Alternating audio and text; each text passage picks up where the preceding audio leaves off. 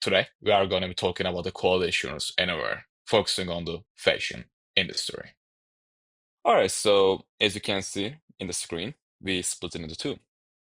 On the left, we have searching for information, and on the right, we have adding information. Now, within quality assurance anywhere, we search using basically safe searches on the left, as you can see right now. Now, these searches can be configured to be as general as or as wide as you like. And then on the right side, with adding information, we work with something called safe profiles. And the safe profiles are a structure from, if you will, for us to, prompt the right information to index a document and take all that kind of key metadata that you need when a user upload a document. We can also see these safe profiles, we can call them folders as well. As you can see, we have several folders. This can be a incident management, other management folder, risk management folder, and so forth. In order to upload a document, simply we can click on for example, I want to upload something about incident management, right? I can click on it and I'll be choosing which form I'm going to be posting from my laptop. And once it's done, the document upload will be go on the left side, which is a search profile under incident management. Now let's go one up to our existing search profiles. Let's go with escape compliance document, for example. Right? Once you click on it, as you can see, we uploaded one document. We have this document called escape compliance document. So when you click on it, we can go in more in detail. And we can also see the document on the right side after it's downloading. It's almost, here we go. So as you can see on the right, we can see the whole document in a PDF form. Scroll down a little bit. Here we go. And on the left side, we have the document information, such as we can see the document title, and we can also see the system properties. Under that, we can see who created this specific document, when is it created. We can also see the document ID, and ingested through, that means it's ingested through that safe profile, like on the right side, we call them folder. So it ingested through the SQL compliance document folder. Again, last updated by this person, and you can see the last update and so on.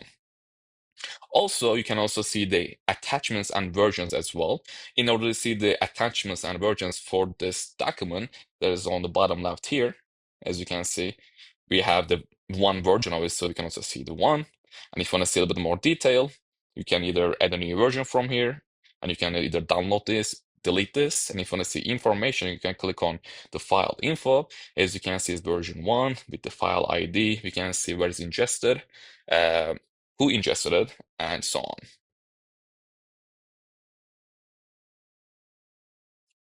All right, so we are in the compliance project management. The first thing you'll see is all the tasks that are assigned to me. Under that, these are all the active ones, as you can see right here, all the active tasks that are assigned to me with their status, their task name, steps, if there is any, their project name, last activity, their due dates, created on, their priority levels, the messages, and lastly, their owners. The owners are who created this specific task. If you want to see the completed ones, we can simply switch to completed, and you'll see all your completed tasks that are assigned to me.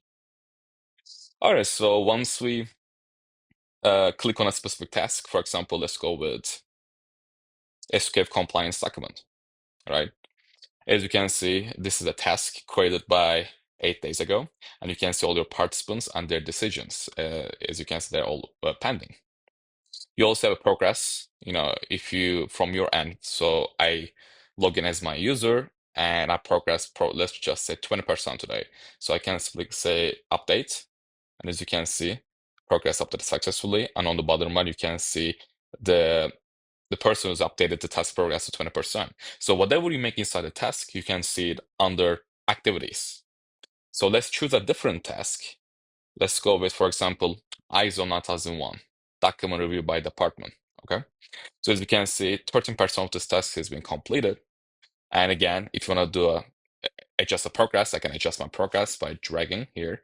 Let's do 20% again. As you can see, I can do that. Or I can make a decision. As you can see, if it's completed, I can say completed and click on update, and my end will be completed. So right now it show pending. If I hit on complete, it will show complete. Again, I was talking about activities. So under activities, you can see every detail under the activities. So as you can see the text progress, we can write messages to other participants, and so forth. We can also add attachment through here as well. As you can see, we have auto train PDF document. So as you can see, once we click on it, we can see the document in more detail, as you can see right here. We can attach as many files or documents as we want. We can attach them by the URL or files from inside the system, or we can attach it through our local computer. All right, so this is how we can review all the tasks that assigned to me. We can also manage all the tasks managed by me. So it's the same concept. You can see our status, task name, and so forth, right? So let's go click on one example one, for example. For example, let's click on this one. Again, this is a simple task. It's we're creating a user and roles for your department. So this one with steps, as you can see, we have 3 steps with all their participants and their decision. As you can see, one of them are completed and all the other 2 is pending. On the right, we have all the activities that we can see the history. And this is the first step. When all these participants shows completed, this task will automatically be moved to the step 2. And it's the same concept. Everyone will need to make their decision complete and they will go to step 3. So this is how we arrange steps inside the task. All right. So these are all the tasks managed by me. If you want to add a brand new task, right? So we have that on the top right. We can create new tasks or new projects, right? So actually, let's talk about the new project first. So if you want to create a brand new project, we can do that through here as well. In order to do that, we're going to be hitting on the new project button. Then we're going to have to hit the project name, project description. We're going to put the due date of the project, and we can also select the second in charge for the project as well, that person. After that's all done, field, we can create the project through here. If you want to create a simple task, we can do that here as well by clicking on a new task. We're gonna have to put the task name, task description, and the project. So inside the system, we have 2 ways to create a task. We can either create a task individually, which I'm doing right now, or we can create a task connected to a specific project.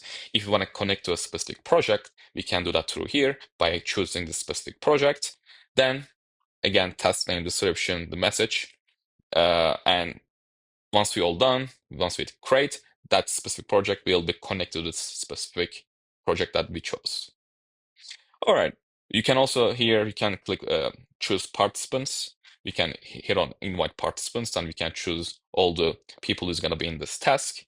We can also add watchers as well. So what's watchers? Watchers are the people, I should say, they are not hands-on in the project, but they are like managing, right? Like viewers. So this can be a project manager or supervisor, admin, and so forth. So those are the watchers. Again, we have the option to add attachments, and we can also manage decisions here. So I can add many decisions as I want. So I can complete, I can say add a decision called approve. As you can say, I have 2, or reject it, I can say. So this is the way we can add or manage edit decisions. On the right, we can select the due date for this task. We can also adjust priority. We have highest, medium, low, or lowest. We can also choose a second in charge person for this task, and so forth. We can also create steps through here as well by clicking on steps, then step name, step description, and due date of that current step. We can also create task forms inside a task as well. In order to do that, we can hit on the task form. We can choose which task form are we going to be choosing. For example, we have the universal customer complaint form, we have the corrective action report, we have the ISO 9001 training record management, risk management, and so forth. So for example, let's go with the universal customer complaint form, right? In order to do that, we can put the customer, then the complaint. I'm just gonna say like test, and we can do the complaint date, right? We can choose the date of the complaint, then we can choose the location. I'm just gonna say this location is a New York branch. Then the complaint category, is it a product issue or a shipping delay, right? Let's go with product issue. Now we can do complaint detail. We can describe the task itself, or we can describe the complaint, the detail, and the product of the complaint. For this example, we just use XYZ product, and the root cause, right? So we can enter the root cause, the finish date, follow-up description, and lastly, we can do the follow-up action, right? And this is one way to do a random universal custom complaint form in a task environment.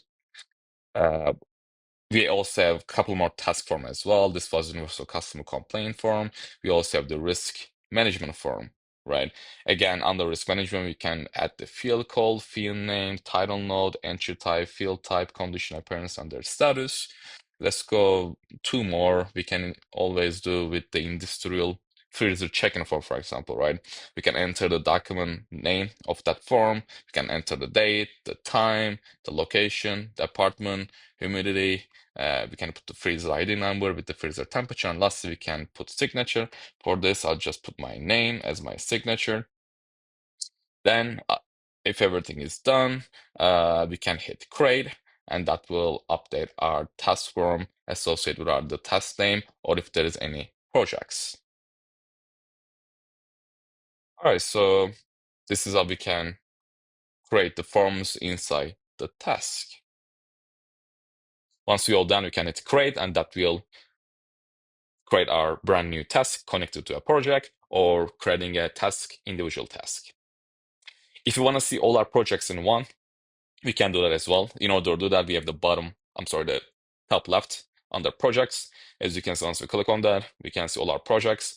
So let's just say, let's go once, example one. Let's go with this one, for example, industrial freezer checking, right? Under here, you can see the daily, weekly, or monthly views. So this is day, we can see weekly or monthly.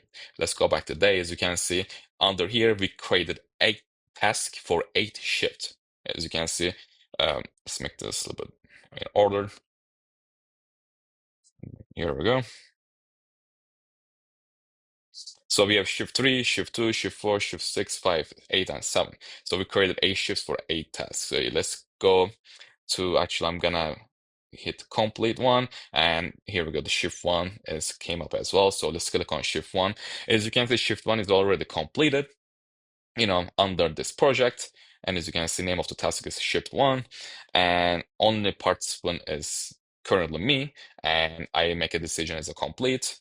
And we can also add form 0 as well. Below that, we connected a form for this specific task. So under this form, you can see the document title, date, time, location, the freezer ID number, and lastly, my signature as well. So when I click on save, that task will automatically be complete. So we can do the same thing for shift 2, for example. Let's click on shift 2. And again, you can see the name of the task, when it's created, and it's owned by me again. And below that, I can see all the participants, and I can make a decision, right? Is it complete or not for me, right?